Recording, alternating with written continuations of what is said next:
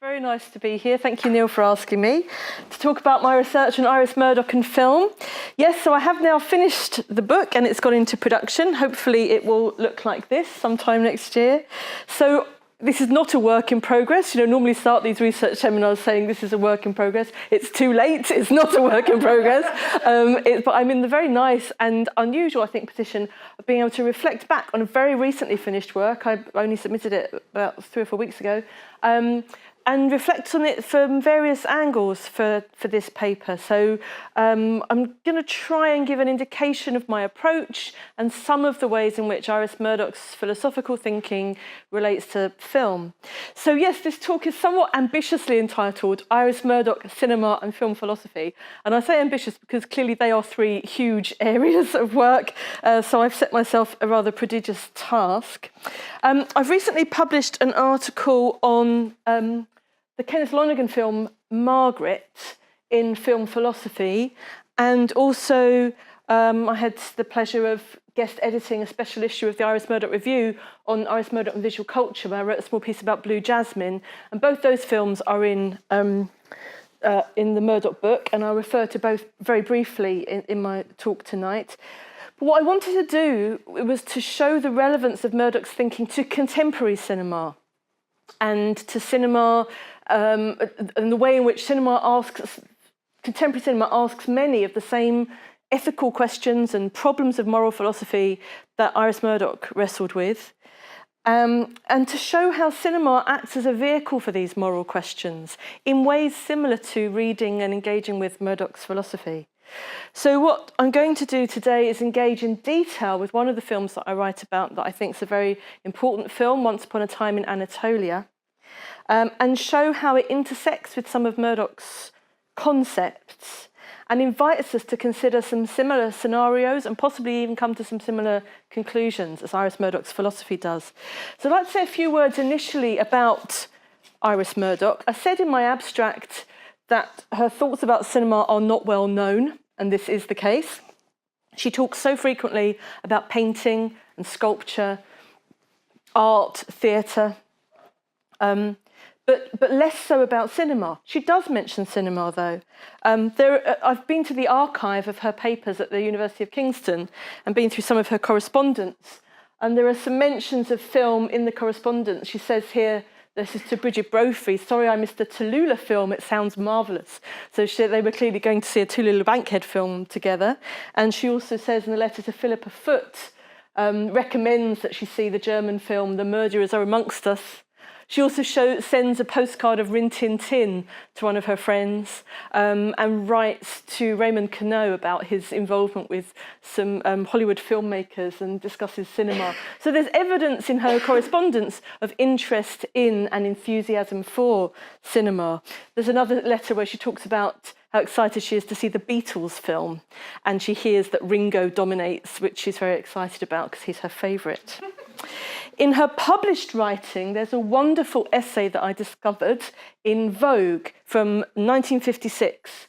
It's a short essay, it's probably less than 1,000 words. It's in a wonderful special issue. Lee Miller writes the short essay just before her, and then Murdoch writes about cinema. And this is really helpful for, as a film scholar, it's an extraordinary read. I cannot begin to tell you how amazingly prescient it is about the concerns of film studies and the acuity with which she writes. She appreciates the way in which cinema can provoke really powerful personal experience, specifically cinema. So she writes, from a painting we can stand back, with a novel we can pause and ponder, but a film is as near to us as our own self-awareness and comes over us with the inevitability of time itself.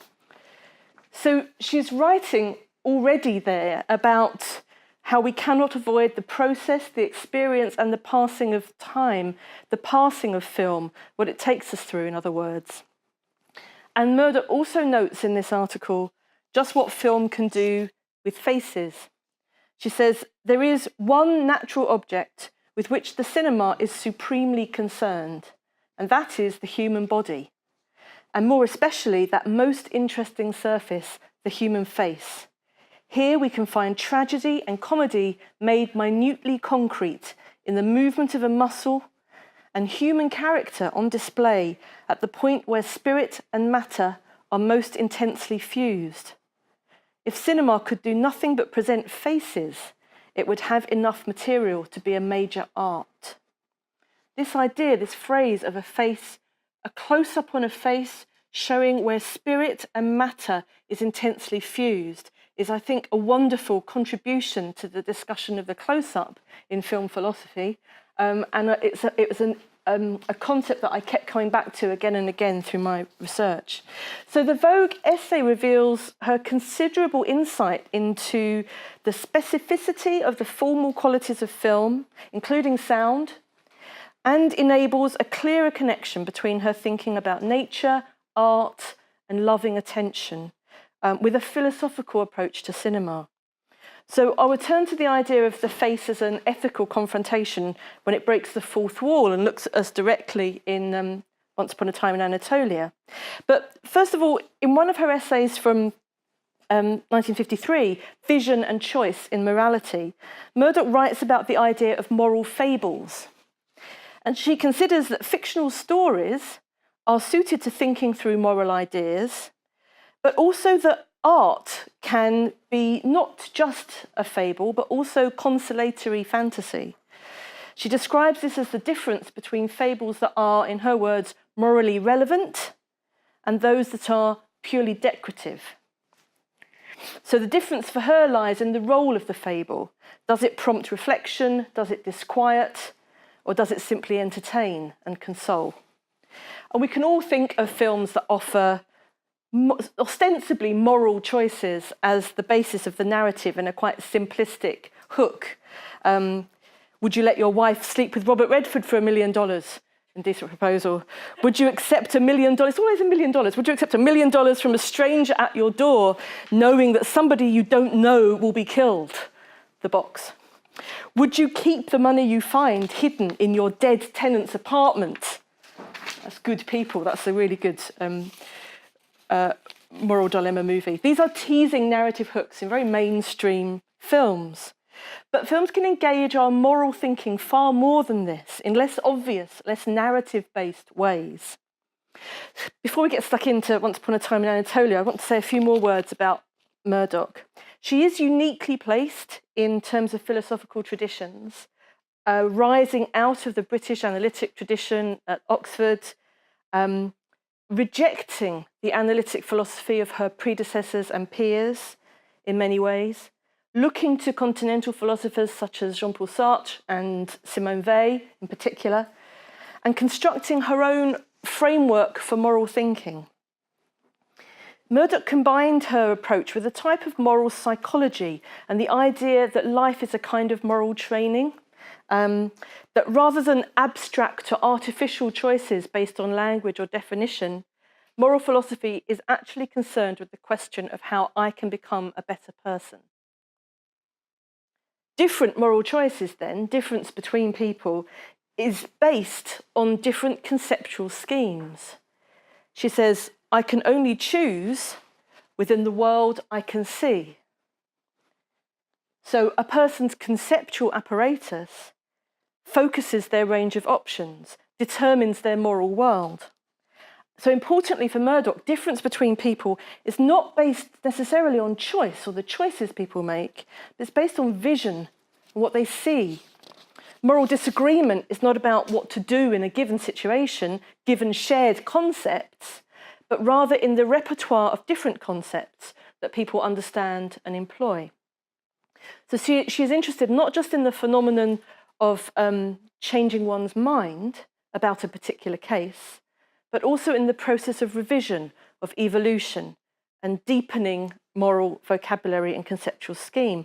And most particularly in a kind of privacy of understanding. This is something that happens inside our heads that we may not even be able to observe in another, but it's something that's ongoing and part of our kind of life's duty. So her main interests can therefore be summarised as the inner life, the inadequacy of language for conveying these ideas, the use of metaphorical images, and morality as vision. The idea, she uses the phrase that as individuals we can grow by looking. And this vision that we develop is to develop in terms of compassion rather than judgment. We differ, she says, not only because we select different objects out of the same world, but because we see different worlds. And seeing our moral world is our prime task as moral agents. Now, these ideas about seeing different worlds and the way in which Murdoch describes this offer a very clear link to watching film, experiencing film, and the way in which film can offer us visions of worlds and morally relevant fables in which journeys take place. Not simply narrative arcs where certain decisions are made or certain choices are made, but transformative moral experiences for the characters within the diegesis, yes, clearly, but also for us as we experience the film and possibly as we take our experience into the world outside the film. So what I'm doing with this aspect of Murdoch's work and cinema then is to draw upon her analysis in my analysis of film, and then to extend this to the relationship that we might be able to understand having with the film world and with the world outside us. Interestingly, Murdoch considers the limitations of language in this respect when it comes to serving us creatively, and says that the task of moral philosophers, this is in Vision and Choice again, the task of moral philosophers has been to extend, as poets may extend, the limits of language and enable it to illuminate regions of reality which were formerly dark. Well, illuminating darkness sounds nicely cinematic as well to me. What she calls for is a fresh vision which may be derived from a story and which represents what she calls a mode of understanding. Murdoch suggests, therefore, that moral freedom, in her words, looks like a mode of reflection which we may have to achieve, and less like a capacity to vary our choices, which we have by definition. So what she means there is that we don't need to work towards having a code by which we base our choices on, but rather that we need to work upon achieving a state of reflection, a mode of being.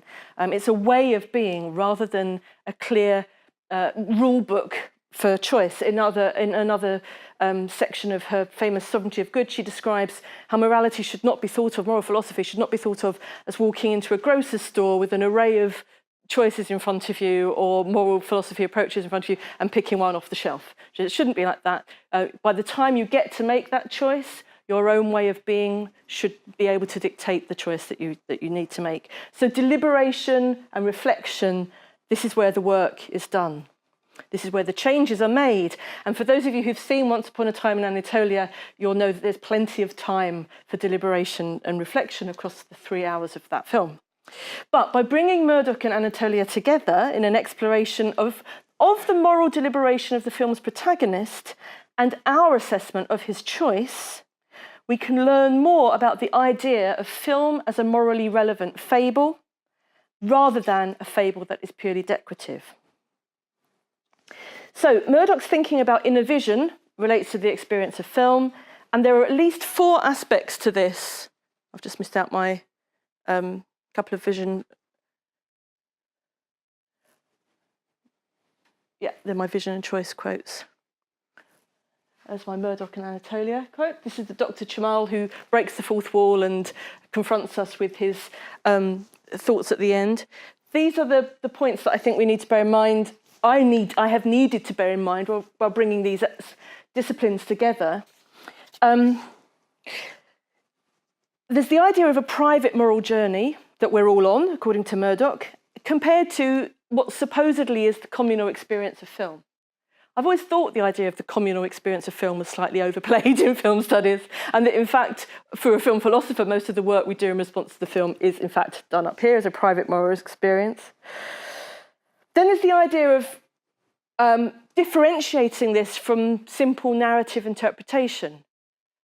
I am committed to the position that it is not simple narrative interpretation, because it's a way of looking for moments, revisiting moments, going over moments, and questions of empathy, identification that reach beyond that. But there can also be, in a film like Margaret, a character's changing moral vision that is not explicitly told to us in the film, rather it is shown to us as it unfolds across the sequences.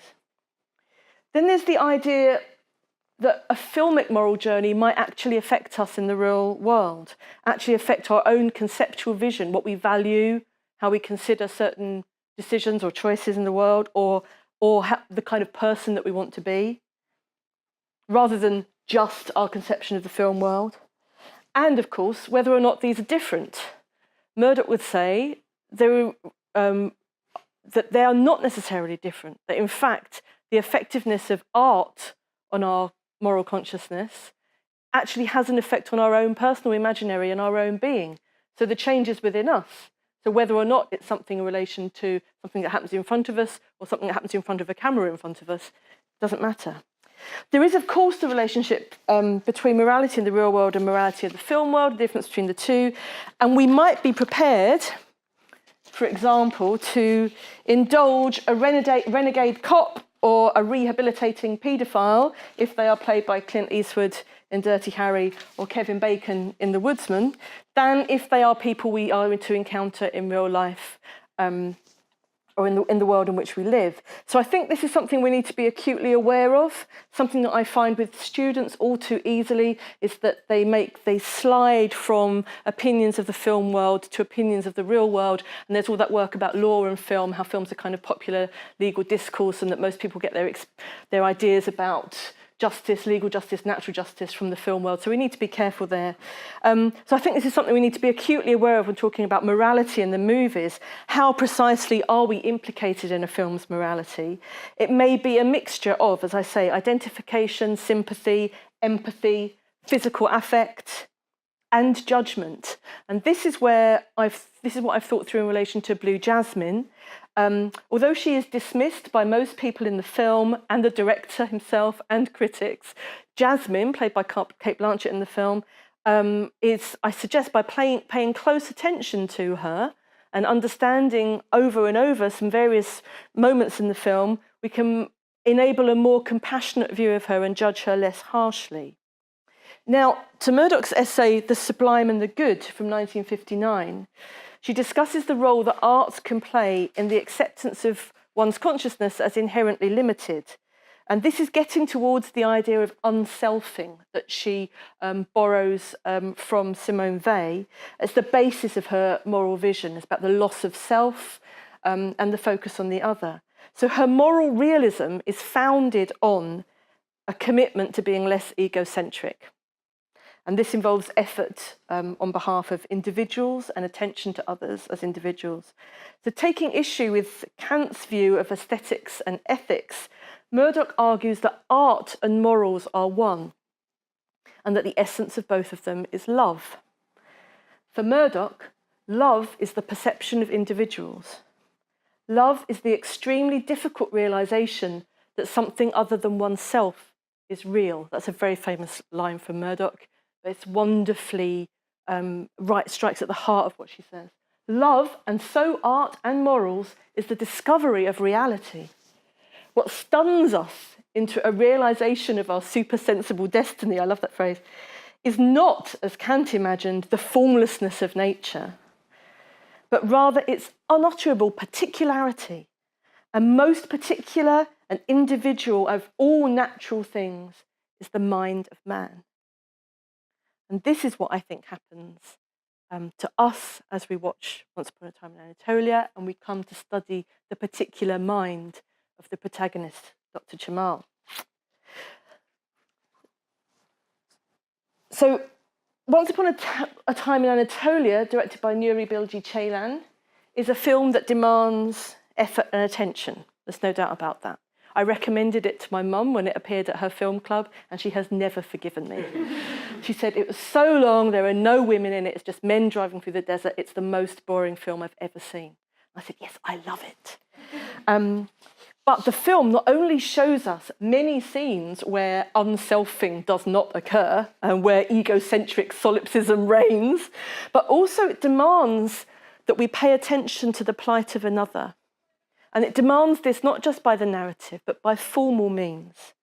And and demands that we develop a moral vision that strives to understand the decision that the doctor takes. So the film exists in a form that Murdoch might consider to be good art, in that it doesn't console, it denies consolation and fantasy, and acts as a transformative ethical experience through its challenge to the viewer to pay attention to Dr. Chamal's inner life. Again, we're not told, we're shown what changes him.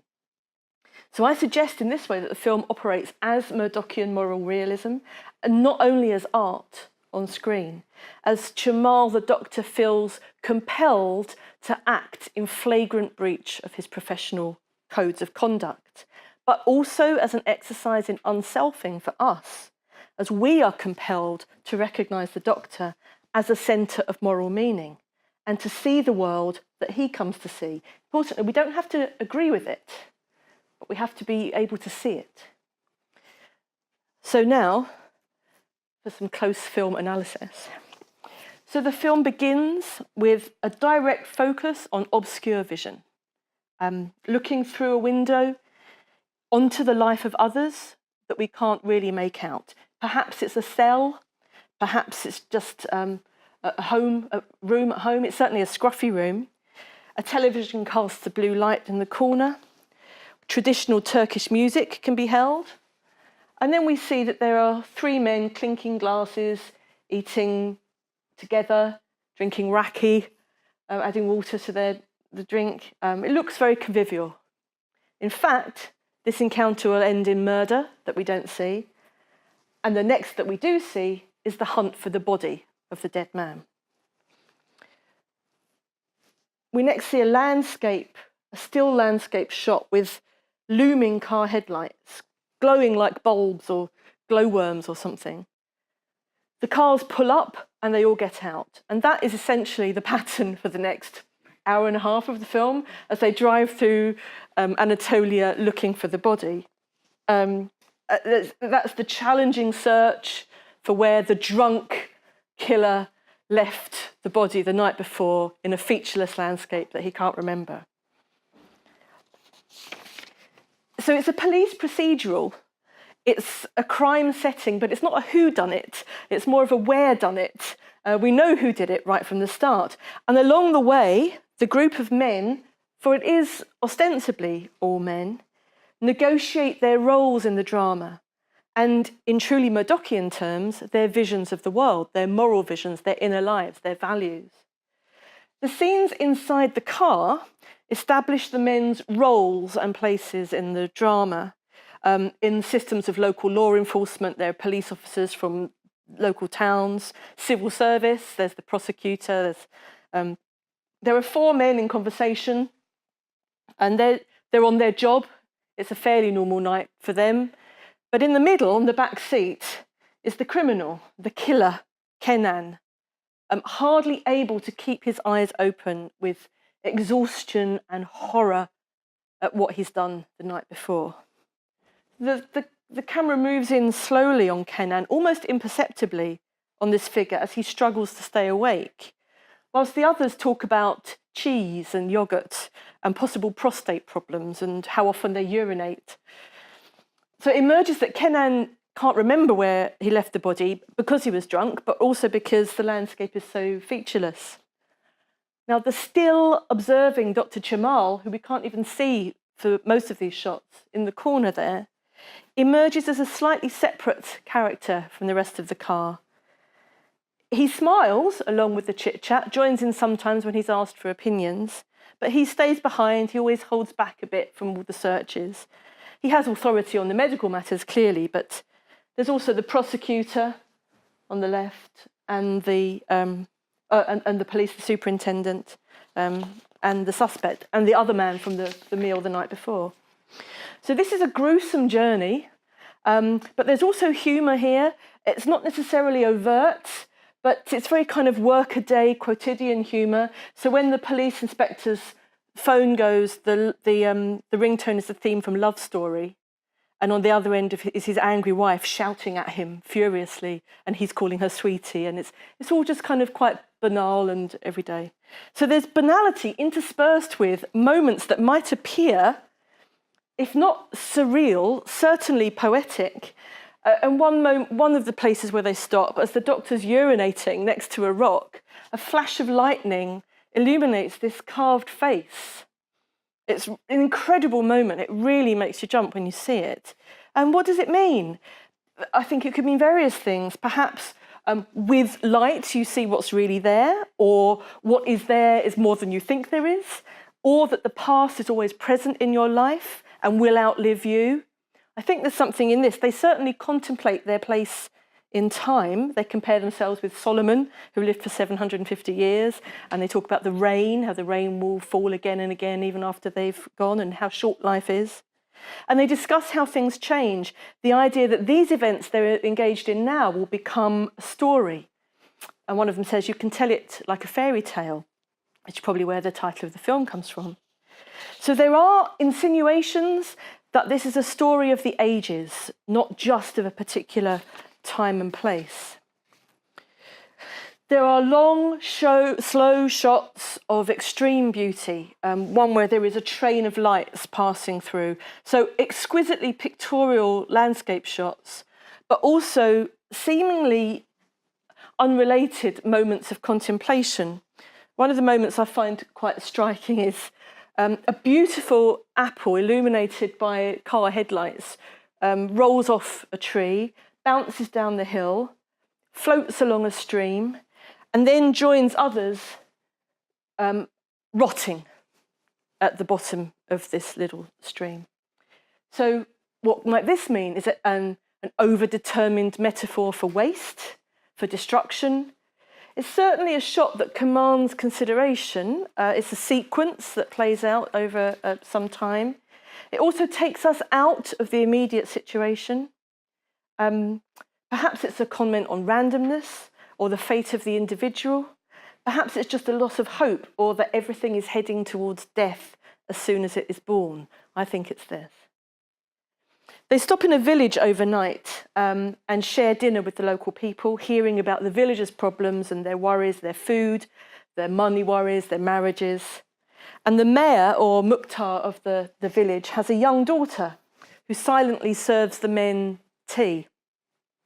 She has a profound effect on each of the men, elicited by various elements of her youth, her proximity, her silence, her beauty.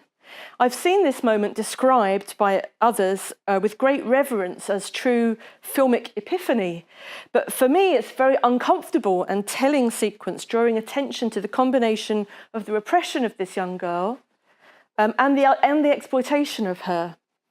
As the prosecutor says to the doctor, if she stays here, she'll fade away in this godforsaken place.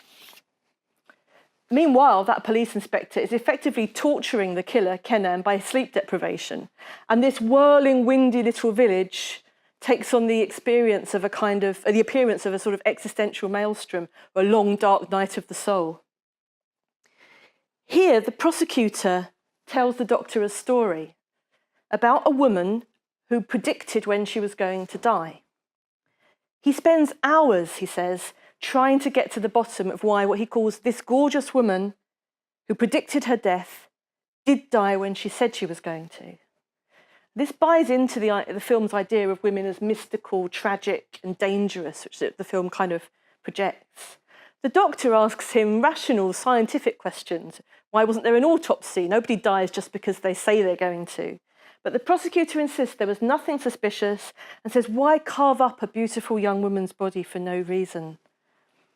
So they leave it there, and the story will be returned to later. The next morning, they discover the body of the man that Kenan killed, and now everybody kicks into action, doing what they're employed to do, fulfilling their job descriptions. Practicality reigns. The prosecutor observes, and photographs are taken. They dig him up, and the body is hog-tied, and the police inspector becomes furious with the killer, calls him a sadistic shit, says he's not human, that he deserves to be tied up like the body. He's really, really angry. The doctor is called upon to comment for the crime scene report, and the prosecutor says that the corpse resembles Clark Gable. he looks up and giggles a bit. They all kind of giggle a bit. And the clerk says, "You know what, Mr. Prosecutor? You look a bit like Clark Gable." And the prosecutor says, "Yes, I was called Clark Gable at college." And he sort of strokes his moustache in a very indicatively vain way, quite sort of celebrating his Gable-like moustache. It's another small moment in the film that, as Florence Jacobitz writes, gives Once Upon a Time in Anatolia texture and depth and evidences the filmmaker's aesthetic of humanist art. Just these little moments. Inspector Nachi says, "Whenever you find a can of worms, look for a woman." And the doctor looks at him disbelievingly, but it emerges that in fact the altercation leading to the death had happened because Kenan, the killer, is the real father of the dead man's son. This revelation changes the whole moral picture of Dr. Chamal's world. So when they get back to town, the doctor takes over and it's now his domain. As they arrive, there is some disorder. The killer sees a woman and a boy, and the boy throws a stone at him. This is actually his son, who believes Kenan has just killed his father. I'm going to show this little clip. Have I got time? Yeah. I've got it all set up perfectly, I hope. So this clip, they've just arrived back in town, and we're about to see the doctor assume his role of conducting the autopsy and taking charge. But he has a moment, he spends some time thinking about what's the right thing to do.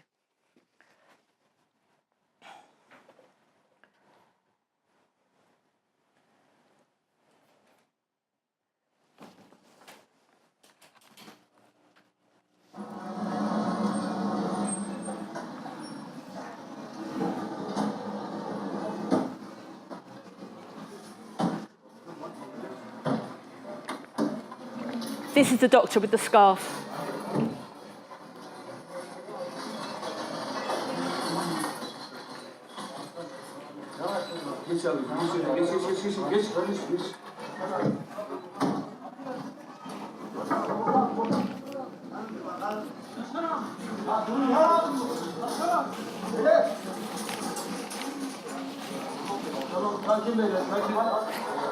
Geç, ablacığım şu tarafa. Şu tarafa geçin.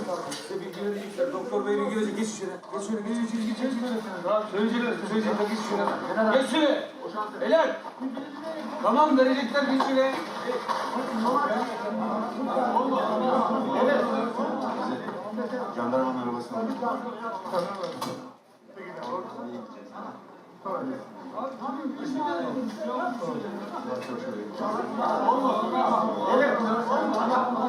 Şerefsiz!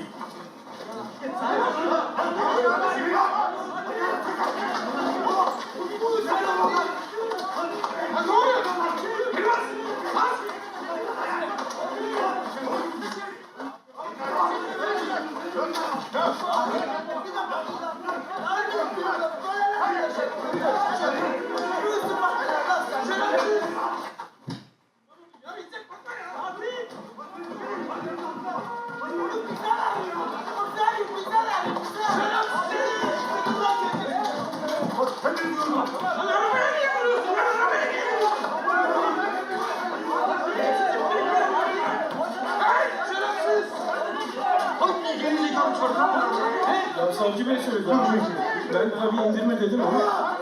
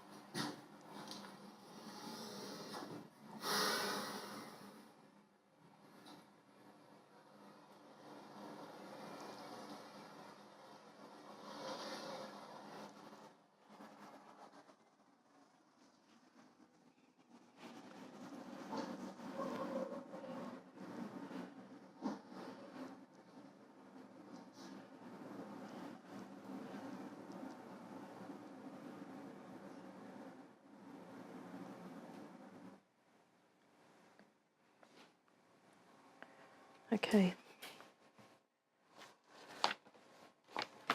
Thank you.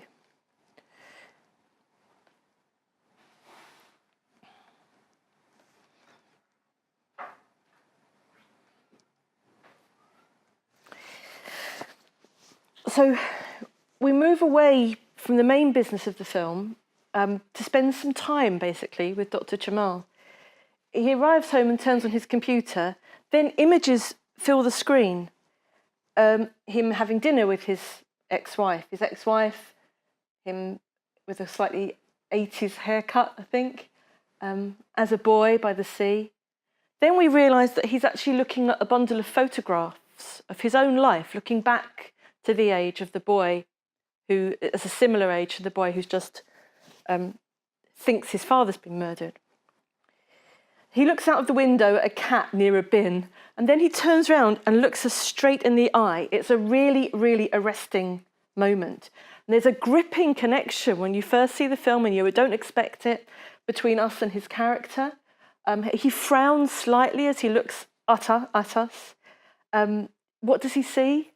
Is he looking into us? Is he challenging us with what we think he should do about his impending tasks in relation to the boy's father? But we see his life, his thoughts captured in a few images. It's really quite moving. This, I propose, is a face that Murdoch would love.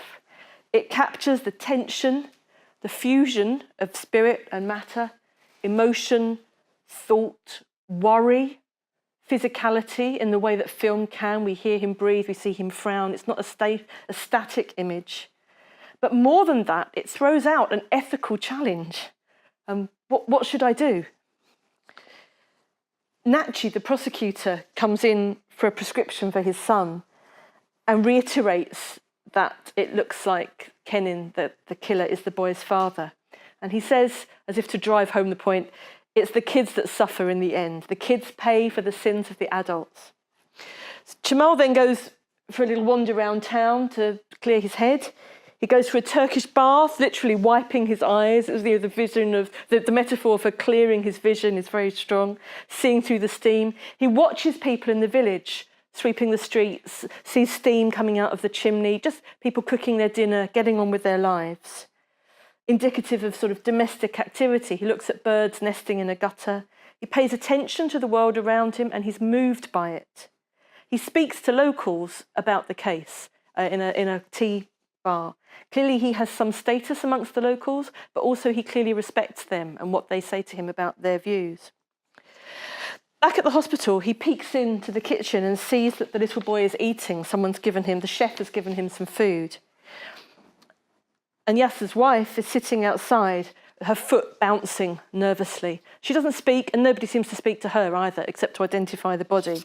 So it's very much, and we see the corner of Jamal's face there, it's very much his perception of both the boy and the wife. But the impending autopsy is what weighs so heavily on Dr. Jamal. And this is really where the film is heading. But before that, we revisit this story of the death of the gorgeous woman that we spoke about earlier. The prosecutor reiterates he can't believe how sceptical the doctor is. But it emerges upon a bit more questioning from the doctor that the woman had caught her husband with another woman. And the prosecutor says to the doctor, would a person really kill themselves to punish another person? To which Dr. Jamal replies, aren't most suicides to punish another? The prosecutor says, bravo, that's what I thought. It was, of course, the prosecutor's wife, and this conclusion makes him weep. He has been consoling himself with the idea that the events were in some way mystical. In fact, the doctor has confronted him with the probability of his wife's suicide. Their worldviews were opposed, and the prosecutor's vision of his own role in his wife's suicide is still obscured, as he says the infidelity was nothing, and that some women can be very ruthless. The film, however, through the clashing worldviews of the two men, draws attention to his process of self-delusion. The final sequence of events in the film concerns the autopsy, which is, of course, to establish the cause of death. The mortician complains about his equipment. Again, there's this kind of workaday thing. He's recently seen another hospital that has a fabulous morgue, great autopsy instruments, and an electric rechargeable saw. So they begin the dissection. They cut off his clothes, which are described in detail. He's not wearing any underpants, and the mortician and the clerk crack a joke about him being ready for action, but Dr. Jamal disapproves of this. There's very intense medical detail, talking about the thorax and the heart, and then they find dirt in the windpipe.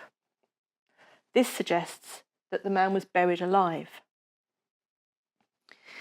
The doctor looks out of the window and considers his report, and he says, so that the clerk will write it down, no abnormalities found.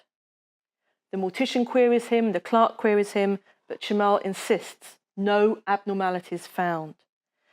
They move on to the rest of the man's body, to his stomach, and you see blood spurt out and hit the man in the face. It's as if even the dead body is implicating the doctor in what's going on the table. He's implicated, he's involved, he's been reached out to by this body. But he insists on his report that there were no abnormalities. He then watches the boy out of the window as the boy kicks a ball. It's a beautifully put together sequence as the boy kicks a ball back to some children in the playground and then starts running and joins his mother, suggesting that perhaps he's already moving on slightly towards getting back to being an active little boy rather than an angry little boy. But as he watches him, we see there is some of the blood of the body on the doctor's cheek. So he studies the boy, contemplating the boy's life as he starts to run away and starts to appear confident that he's done the right thing. And the final shot of the film ends on that window catch open, a permeable boundary between the boy and the doctor, suggesting, it seems to me, that the story, or perhaps the connection between the two, is not finished.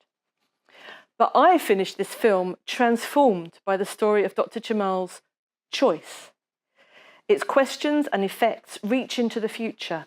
Why lengthen Kenan's sentence? Why make the boy's future even more difficult by him knowing, as he surely would, that his real father was so sadistic, or that the man he loved as a father had suffered so greatly?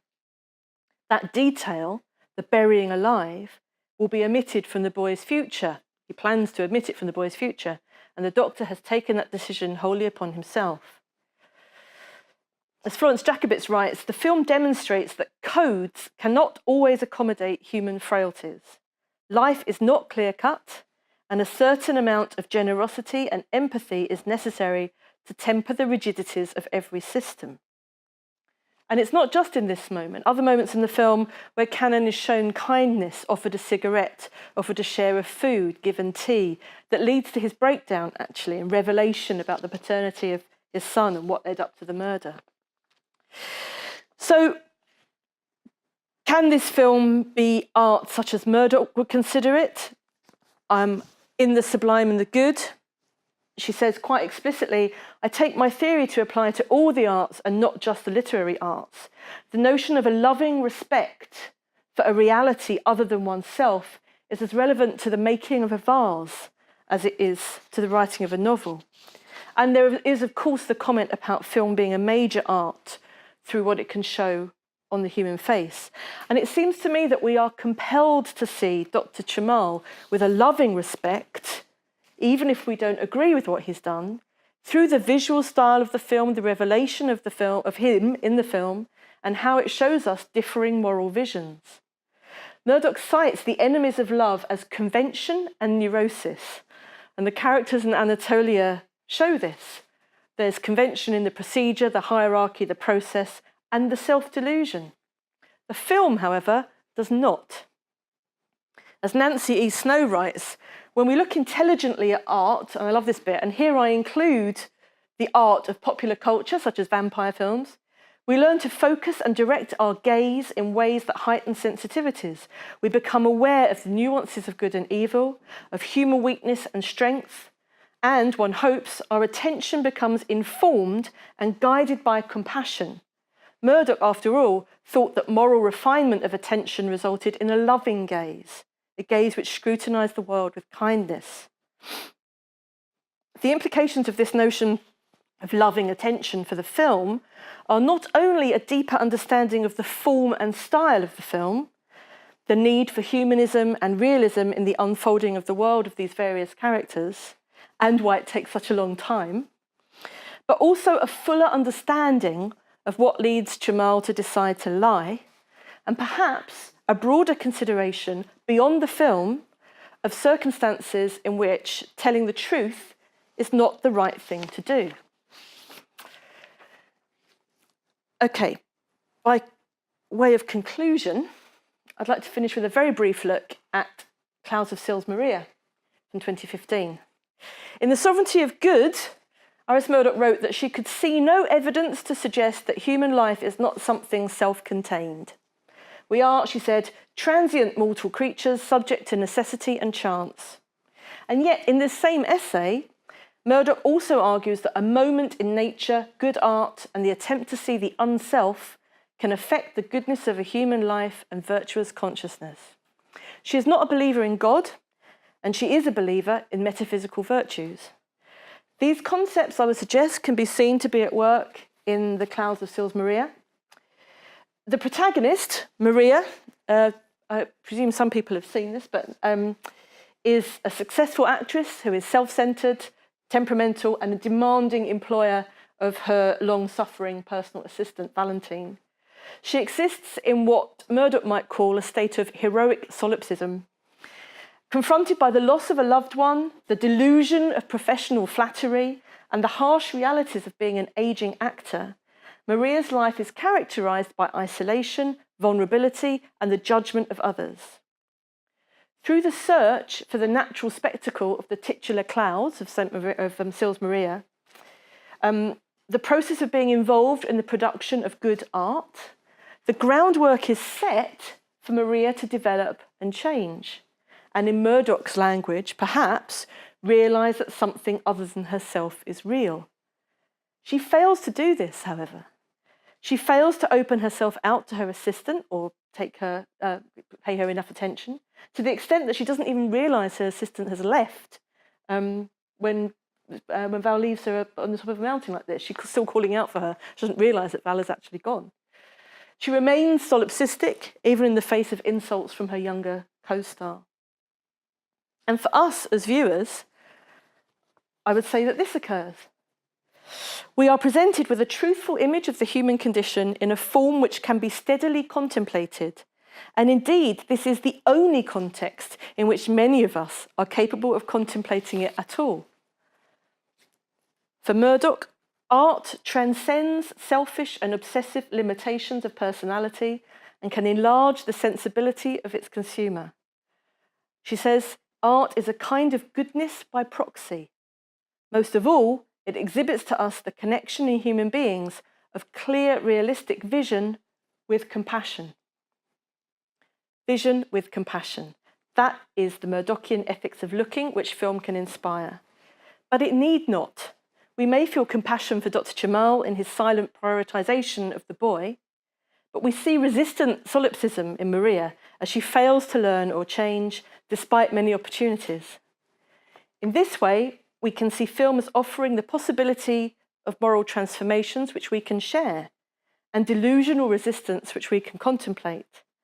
And these are just two examples of films where Murdoch's understanding of the work of being a living, thinking, moral agent can shed light on how we respond to a journey on screen. Thank you.